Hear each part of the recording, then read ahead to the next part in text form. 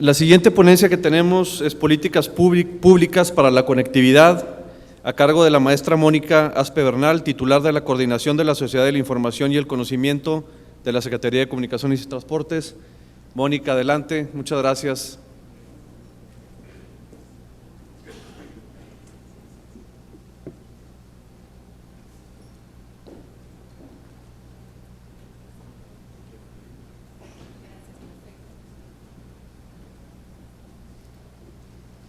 Hola, ¿qué tal? Buenas tardes. Me uno a ese aplauso a Claudibet, que siempre ha sido una compañera de sector público de lo más abierta y colaboradora y que ha dado una continuidad increíble al ProSoft, y esa continuidad en las políticas públicas es lo que nos hace tanta falta en sectores estratégicos como este.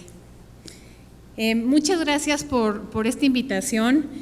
Me da mucho gusto poder estar aquí con ustedes. Muchas felicidades por esta convención, que esperamos que sea todo un éxito, o que siga siendo todo un éxito. Gracias al presidente, al director, a todos nuestros amigos de Cañetti. Yo les voy a platicar del tema de las políticas públicas para la conectividad, y lo que quisiera hacer, algunos de ustedes ya conocen, por supuesto, la reforma de telecomunicaciones. Lo que quisiera hacer es platicarles más o menos rápido, con un poquito más de detalle algunos puntos, pero más o menos rápido, los temas principales en los que estamos trabajando en conectividad, y más bien buscar hacer algo un poco más interactivo, que hagan preguntas, dudas. Creemos que falta mucha comunicación en torno a estos proyectos todavía.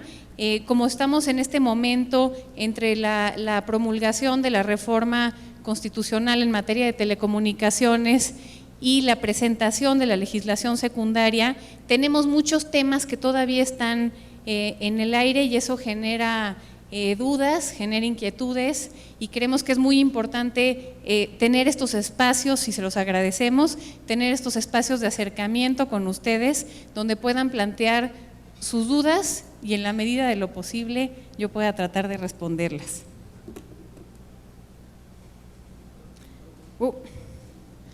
Ya me brinqué toda la presentación, ahí estamos.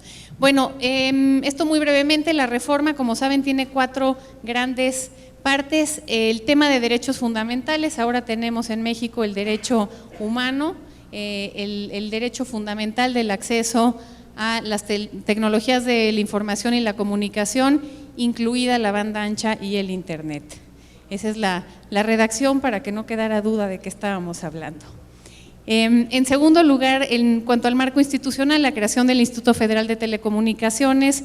Hoy estuvieron aquí varios de los comisionados, empezando ya sus trabajos formales como regulador de las telecomunicaciones y de la competencia económica en los mercados de telecomunicaciones. En tercer lugar, los temas regulatorios, de lo que más se habla: el nuevo marco legal que promueve la competencia y busca también fomentar la inversión, todos estos temas más controvertidos de dominancia, preponderancia, etcétera, de temas de regulación de la competencia, de los que no quiero hablar en esta presentación, porque es ya materia del Instituto Federal de Telecomunicaciones. Y en cuarto lugar, el tema del que sí quiero hablar, que es cómo vamos a garantizar, cuál es la política pública del Ejecutivo Federal para garantizar este derecho de acceso a el internet particularmente. ¿Cómo vamos a hacer, cómo vamos a pasar de algo que está ya en nuestra Constitución a algo que se siente, que existe en la vida de las personas en nuestro país? Principalmente la reforma tiene 3 grandes proyectos en este tema, y son: primero la red troncal, la que sale a partir de la red actual de la Comisión Federal de Electricidad, que tiene que crecer a través de una asociación público-privada y volverse un mayorista.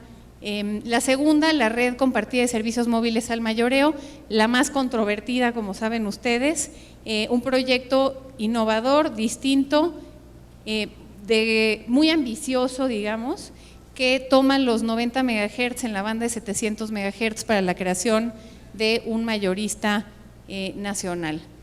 Y en tercer lugar, la conexión de todos los sitios y espacios públicos de nuestro país, más o menos 250,000 sitios, y esto tiene dos componentes. Por una parte, la gratuidad, ahí es donde está el acceso gratuito para las personas, y por otra parte, servir también como una especie de cliente ancla para las redes. Asegurar que en el despliegue de estas redes, al llegar a las poblaciones, pues hayan al menos esos clientes que son el sector público, que es un cliente muy importante y que debemos de poner suena mejor en inglés, nuestro dinero en donde decimos que están nuestras prioridades. Y bueno, ¿todo esto para qué? Para el acceso universal. ¿Y para qué? Para hacer posible todo lo que va a estar en la estrategia digital nacional, a cargo de Alejandra Lagunes en la Coordinación de Estrategia Digital Nacional en Presidencia de la República, incluyendo todos los temas pues, de aplicaciones sociales tan importantes, gobierno digital, los temas de educación, de salud, la inclusión financiera móvil, etcétera, esta cantidad de proyectos que requieren necesariamente de cobertura universal de redes. Y ese punto yo creo que no podemos enfatizarlo suficiente, y a mí me dicen mucho que no hable tanto de infraestructura porque hay que hablar también de otros temas, y yo sé que hay que hablar de otros temas, pero no hay que dejar de hablar de infraestructura, porque no estamos todavía en ese lugar donde queremos estar, estamos muy lejos todavía de estar ahí. Y entre más valor subimos a las redes, entre mejores nuestras aplicaciones, nuestros contenidos, entre más hacemos quienes tenemos acceso a la tecnología, más nos distanciamos en cuanto a nuestras oportunidades de quienes no tienen acceso. Entonces, ese otro 60% de la población, todas las diferencias y las desigualdades preexistentes en nuestra sociedad se potencian, se multiplican si no logramos incorporarlos a el uso de la tecnología, y para incorporarlos necesitamos infraestructura necesariamente. Bueno, la red troncal, ¿qué tenemos hoy? ¿Cuál es la lógica atrás de este proyecto? Tenemos que el 50% de la población mexicana habita en una localidad que tiene acceso a 2 o más redes de fibra óptica, es decir, acceso a una red de fibra óptica en competencia. No quiere decir en su hogar, quiere decir en su localidad. La otra mitad de la población no tiene este privilegio, digamos, en términos de la historia, de la infraestructura de las telecomunicaciones en México. El 15% de la población habita en una localidad donde solo hay acceso a una red de fibra óptica. Hay acceso, pero no en términos de competencia. Y el 35% restante de la población habita en una localidad que simplemente no tiene acceso a una red de fibra óptica. Y ya no hablamos de fibra óptica a su hogar, a su oficina, etcétera, hablamos a su localidad. Y si este es el primer paso para tener algún acceso de calidad para la población. Entonces, es un tema central que, aunque estemos hablando de servicios móviles, que es en gran parte lo que nos interesa, necesitamos atrás pues una red de fibra óptica que saque ese tráfico a una red de transporte de datos. Entonces, este es un poco la base, el cimiento que va a requerir el tema de la inclusión móvil. Tenemos operadores existentes, y este es el ejemplo de los cableros, pasa también con los operadores móviles. Lo que nos sucede es que tenemos operadores, sabemos que vamos a las poblaciones más pequeñas y existe televisión restringida, pero no hay internet. ¿Por qué? Porque no hay una red de transporte.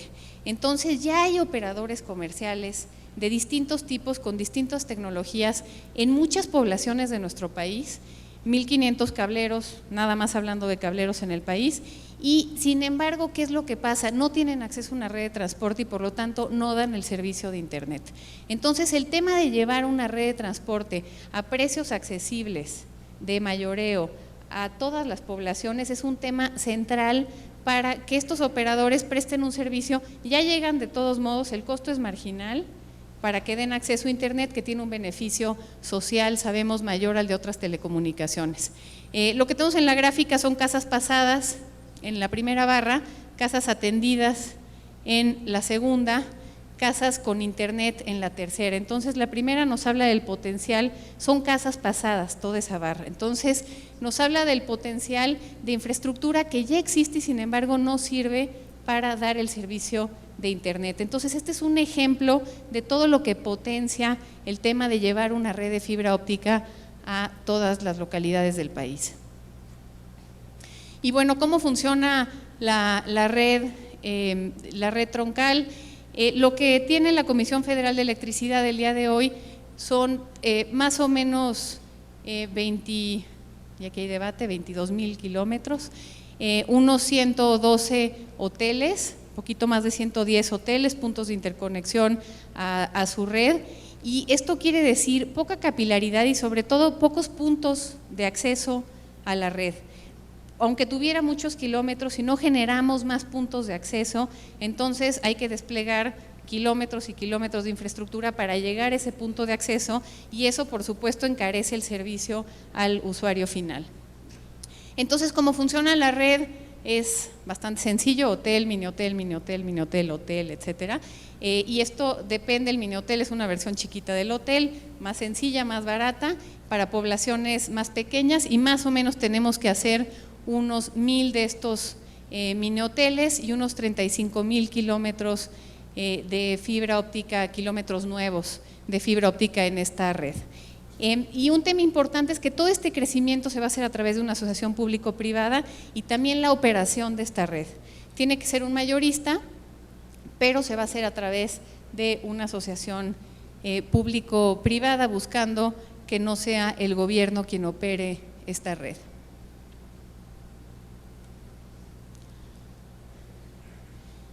Y esto ya se los dije, la población, el cálculo de los 35,000 kilómetros adicionales y los 1,000 mini hoteles adicionales, lo que nos lleva es que tendríamos casi a la totalidad de la población, 98% de la población, a máximo 40 kilómetros de distancia de un hotel o mini hotel.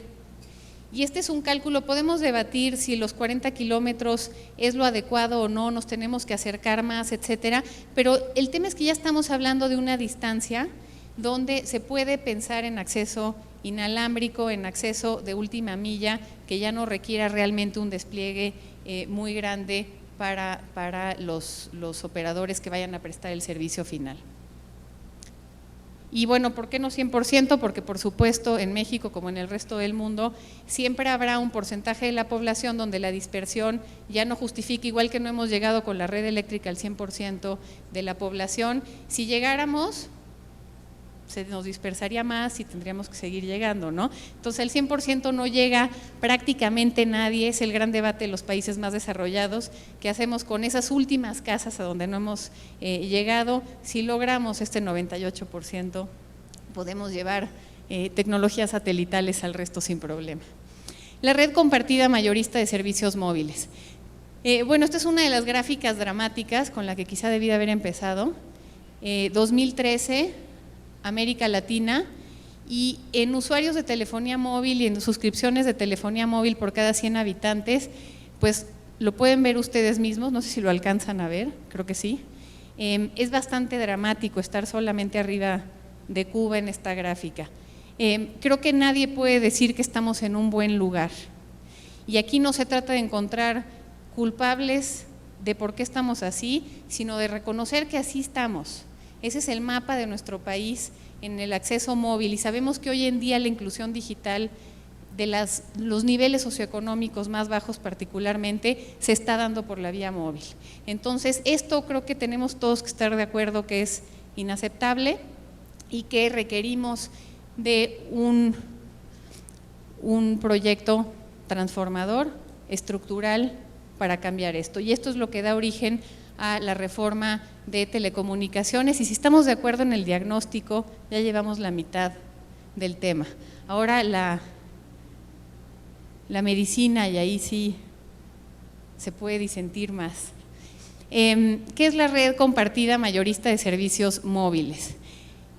Este es un tema, como lo saben ustedes, bastante técnico, es además un modelo distinto y por lo tanto hay muchas dudas, muchas preguntas y creemos que hay que empezar a comunicarlo más, a hablarlo más a detalle, a escuchar. Hay mucho en el modelo que todavía está por definirse y a que se conozca y escuchemos y avancemos hacia hacer esto una realidad y que sea el mejor proyecto posible para nuestro país.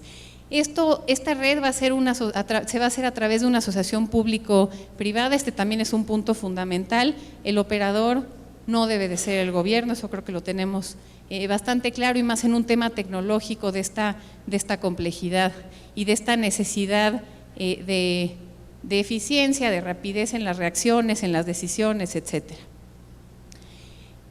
Este operador producto de la asociación público-privada desplegará infraestructura de acceso inalámbrico para el mejor aprovechamiento de los 90 MHz en la banda de 700 MHz. Esto que va a requerir torres, antenas, radiobases, enlaces de fibra óptica inalámbricos hacia la red de transporte. Ya hablamos de la red de transporte, tenemos que unir esta con la red de transporte. Otros elementos y sistemas de soporte y operación de la red. Es una gran red desplegada por un solo operador. Es compartida, ¿por qué es compartida? Porque va a proveer capacidad de voz y datos para todos los concesionarios, tanto los actualmente existentes como los futuros y tanto los que tengan infraestructura propia como los que no. También existe el modelo posible, reconocido en ley, pero no muy popular en nuestro país dadas las condiciones de la infraestructura y de los mercados hasta el momento, de contar con operadores móviles virtuales, comercializadores, integradores, operadores que no necesiten invertir en su propia red. Y esta red le va a vender de manera no discriminatoria a todos los operadores existentes y nuevos, por supuesto. Es mayorista, no le vende al usuario final y yo quisiera enfatizar que ese es un punto que así es el diseño de la red, pero que además en lo personal creo que es el que más hay que enfatizar. La clave de este modelo, la clave de que sea exitoso y de que genere, incentive la inversión, incentive la competencia, incentive el surgimiento de empresas y de la venta de servicios en comunidades donde hoy no existe el servicio, es que sea mayorista. Si esta empresa le vendiera al usuario final, pues es difícil competir con quien tiene este tipo de red y este tipo de banda. Tiene que ser mayorista, si es mayorista entonces puede habilitar la competencia. Si fuera un retailer, nadie puede competir contra esto. Entonces, ese es un punto que tenemos que defender todos. Esta red debe de ser una red mayorista que no venda servicios de ningún tipo al usuario final. ¿Por qué eficiente? Bueno, por la cantidad de espectro, porque va a tener acceso a la red troncal para transporte de datos, porque va a tener acceso a derechos de vía, acceso a edificios públicos para el despliegue de infraestructura, tanto de la CFE como de los gobiernos. Entonces, tiene capacidades, tiene activos que permiten el despliegue eficiente y a bajo costo de la infraestructura. Por eso mismo, volviendo al tercer punto y el más importante, tiene que ser mayorista. Porque esto es un tema, ustedes saben la dificultad y hay todo tipo de estudios en el mundo sobre los costos del despliegue de banda ancha. Y el despliegue de la banda ancha tiene los costos asociados directamente, hay que comprar fibra óptica y hay que, en fin, comprar una serie de equipos y electrónica y todo lo demás, pero tiene también los costos relacionados con la obtención de derechos de vía, con la obtención de permisos, con el tiempo que se tarda uno en cada país en obtener este tipo de autorizaciones, con la dificultad o la facilidad de tener acceso a sitios públicos para el despliegue de infraestructura, etcétera. Ese es un componente enorme y es el componente de competitividad entre países, es lo que nos diferencia unos de otros en la velocidad y en el costo del despliegue de la infraestructura. Entonces, aquí se van a bajar todos esos costos y eso va a ser parte de la aportación pública dentro de esta asociación público-privada. Y bueno, el tercer componente, el acceso a través de los sitios públicos a Internet, y a lo que me dedico yo más directamente, y que creo que es un proyecto importantísimo como parte de este mismo modelo. ¿Qué son los sitios públicos? Las escuelas, las universidades, las clínicas, los hospitales, los edificios de gobierno, los centros comunitarios de todo tipo, las bibliotecas, los parques, los ayuntamientos, etcétera. ¿Y por qué es importante conectarlos? Y es importante por 3 motivos. Uno, porque son sitios donde se da acceso gratuito a la población a Internet. Y si esto es un derecho básico, tenemos un sistema gratuito de educación, tenemos un sistema gratuito de salud, esto también es un derecho humano. Del mismo nivel en la Constitución, necesitamos tener una plataforma de acceso gratuito. No queremos generalizar la gratuidad porque al final alguien lo paga. El hecho de que sea gratuito para el usuario final no significa que no se incurre en un costo y podemos generar ineficiencias importantes. Lo que sí queremos es que todo mundo en el lugar donde vive tenga al menos en 1, 2, 3, 4 lugares acceso gratuito a Internet y que esta opción exista siempre para todas las personas. El segundo punto es porque nos permite prestar mejores servicios públicos y fortalecer los programas gubernamentales. Necesitamos conectar ayuntamientos para poder hacer el tema de armonización contable, por ejemplo. Necesitamos, ¿cómo armonizamos la contabilidad si tenemos ayuntamientos desconectados? No hay forma de hacerlo de manera tan eficiente y transparente. El tema de educación claramente, el tema de salud, ustedes lo conocen muy bien. Si queremos pensar en un expediente clínico electrónico, si queremos pensar en este tipo de aplicaciones, hay que conectar los hospitales y hay temas tan básicos como los ahorros, por ejemplo, en control de inventario. Ese tipo de ahorros vinculados a la eficiencia en la entrega de los servicios públicos justifica el costo de la conexión por mucho. Y lo que hacemos es, cada vez más, es algo que hemos ido enfatizando en el modelo, es vincular la conectividad a un programa y en general un programa federal, incluso si el sitio es local. Entonces decimos, bueno, conectar este ayuntamiento vale la pena porque con el tema de armonización contable nos vale la pena. Y le asignamos ese costo a la eficiencia que se adquiere en ese programa. Además damos acceso a la población, pero así nos aseguramos de un tema de sustentabilidad. Hay alguien que opera un programa ahí para quien es importante que funcione bien esa conexión. Porque cuando estamos hablando de estos números, aquí son 250,000 sitios, por supuesto perdemos cercanía.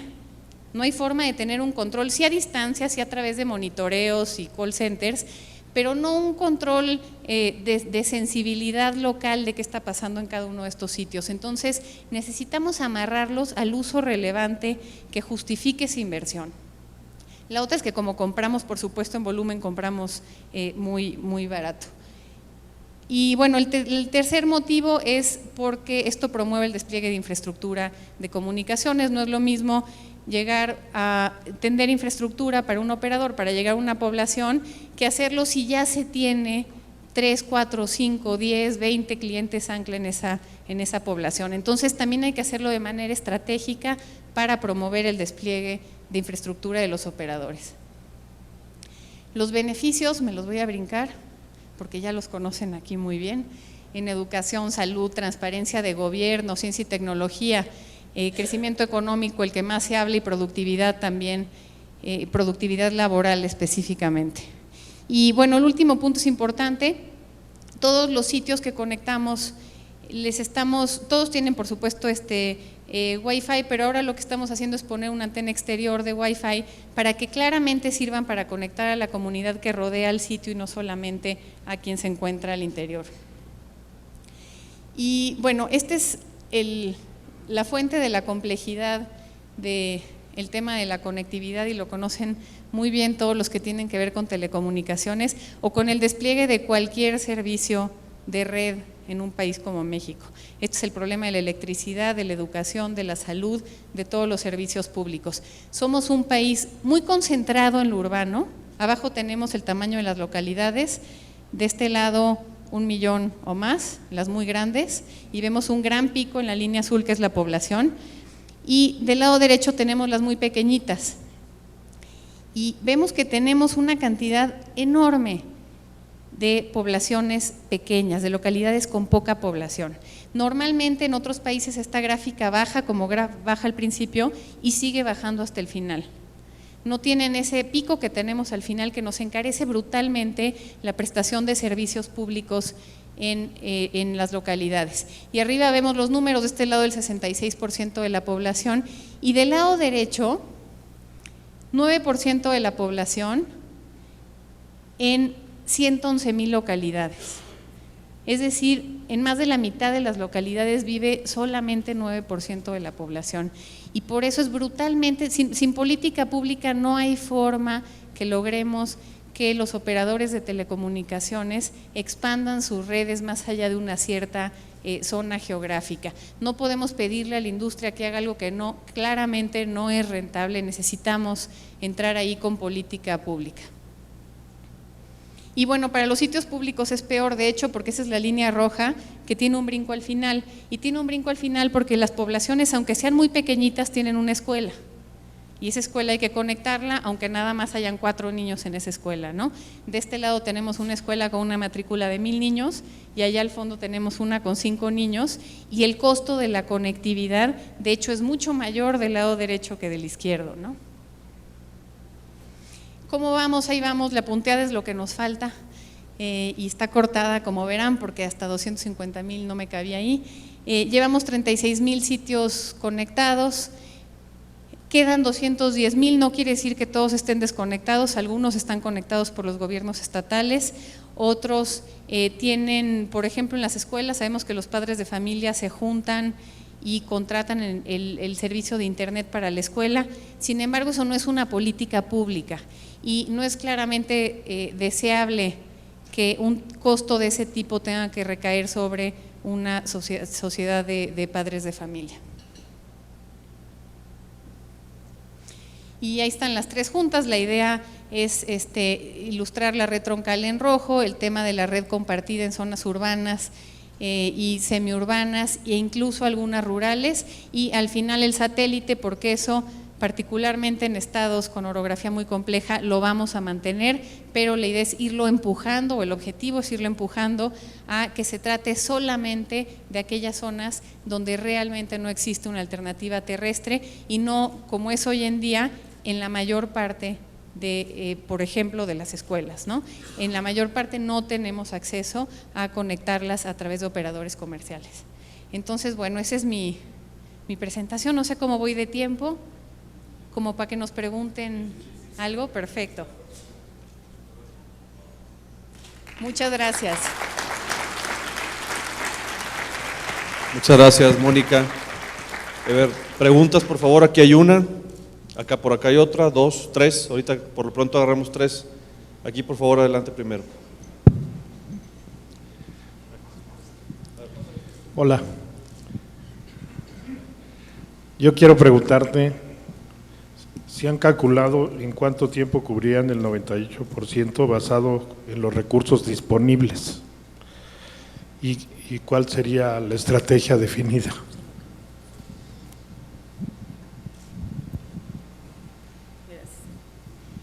La reforma constitucional tiene varias metas, no todas con horizonte de tiempo, sin embargo lo tomamos como un tema en el que hay que pensar en esta administración, buscar, impulsar y completar estos modelos. Ese es el objetivo, son objetivos enormes, lo dijo hoy el secretario Ruiz Esparza, mi jefe en la inauguración.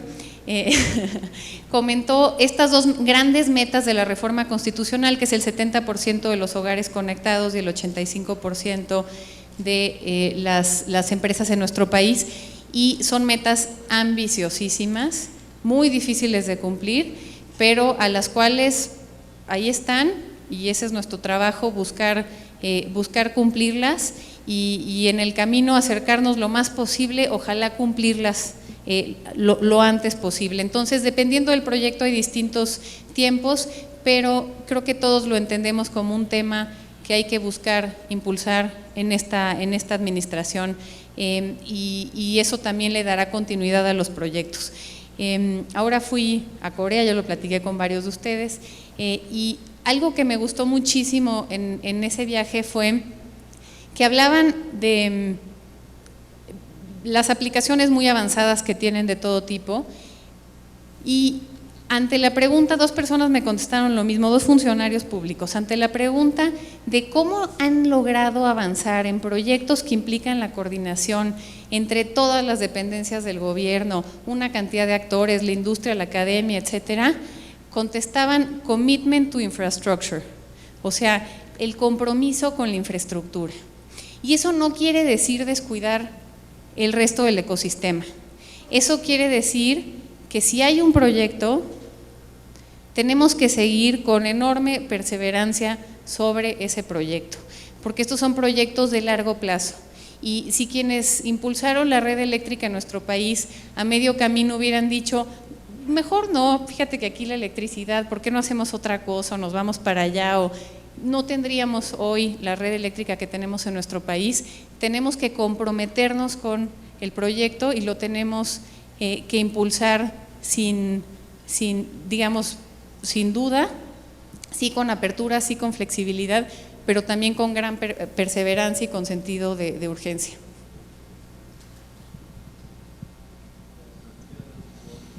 Sí, gracias. Muy buena plática, Mónica, muchas gracias. Traigo ahí una serie de inquietudes, a ver si puedo exponértelas. Van relacionadas a la infraestructura que se está proponiendo, ¿verdad? El derecho al Internet, hoy por hoy, es una red que depende de Estados Unidos.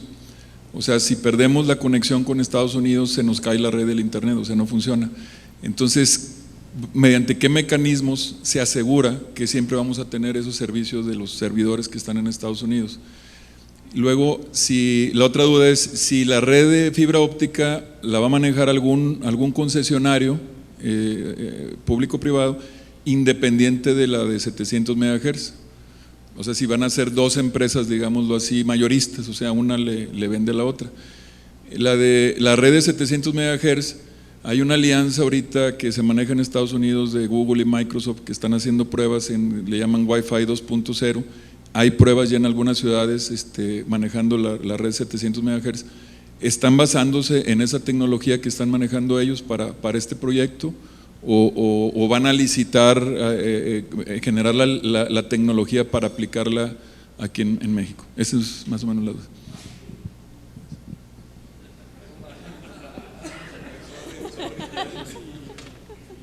Sí, el problema no fue el número. La primera, el tema del tráfico de Internet. Hay un esfuerzo de iniciar un IXP en México a través de una asociación civil. No tenemos IXPs, hay razones históricas de por qué no los tenemos, incluyendo nuestra cercanía con Estados Unidos, que ha hecho que si bien sí tenemos un costo adicional asociado a el tráfico de datos que tienen que ir a Miami y volver, no es el mismo que si fuéramos Brasil.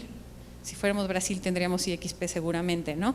Entonces eso, el tema por supuesto de competencia en los mercados de telecomunicaciones también ha tenido que ver y con el tiempo, ustedes saben bien, eso se ha ido resolviendo, la problemática cotidiana por peering entre operadores. Sin embargo, hay otros motivos, no es solamente el tema del costo, por lo cual es importante promover una política de puntos de interconexión en nuestro país y es un tema que se está analizando, se está trabajando, hay que hacerlo muy bien, no es fácil y no ha sido fácil en ningún lugar del mundo promover esta política. Es más fácil donde el tema económico claramente lo justifica, porque entonces hay un incentivo natural para los operadores y para los proveedores de contenido para ponerse de acuerdo y poner los puntos de intercambio de tráfico que se requieran y poner el almacenamiento de contenidos y demás, ¿no?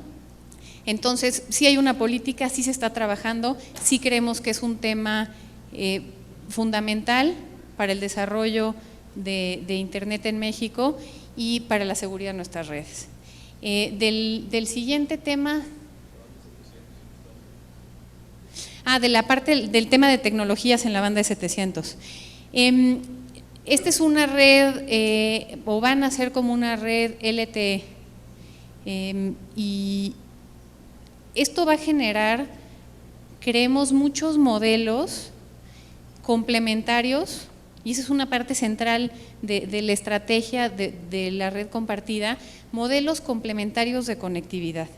Esta no es una red que va a buscar suplantar otras posibilidades, particularmente locales y de última milla.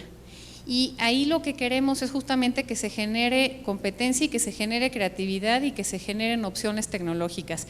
Hemos escuchado distintos modelos desde redes comunitarias, por ejemplo, de telecomunicaciones, que antes lo escuchábamos en radiodifusión, pero no en telecomunicaciones, y ahora empieza a suceder cada vez más en telecomunicaciones. Esos modelos son modelos que de hecho puede promover mucho esta red. Si hay capacidad, se vende capacidad en esa red, en poblaciones que no tenían alternativas, se vuelve mucho más fácil generar estos modelos de organización de la comunidad y de cualquier tipo, y lo digo como negocios, como organizaciones sociales, como desde el tema de los MVNOs hasta concesiones sociales que puedan surgir en diferentes lugares, y dependerá del tamaño y los tipos de comunidad. Pero aunque es una red LTE 4G, creemos que es una red que uno de sus objetivos es justamente potenciar una variedad de modelos a nivel local, porque existe la parte más complicada, que es todo lo que está atrás en las telecomunicaciones, que ya se venda localmente y entonces se puedan implantar distintos modelos. Muchas gracias. Muchas gracias, Mónica, como siempre. Igual aquí nuestro presidente te hará entrega de un reconocimiento, un agradecimiento por parte de la Cámara. Gracias. A ustedes.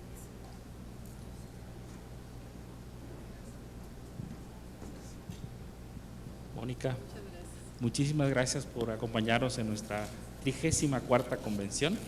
Siempre has estado muy cerca de Canieti, y déjenme comentarles que, como muchos de ustedes saben, y a lo mejor los que ya distinguieron mi acento, vengo de Yucatán. Y la última vez que coincidimos el secretario Ruiz Esparza, Mónica y yo, fue justamente habilitando en el Parque Científico y Tecnológico conectividad proveída por los programas que lleva Mónica en la sociedad, en la coordinación de la Sociedad de la Información y el Conocimiento. Gracias, Mónica, eres un ejemplo del federalismo también. Gracias.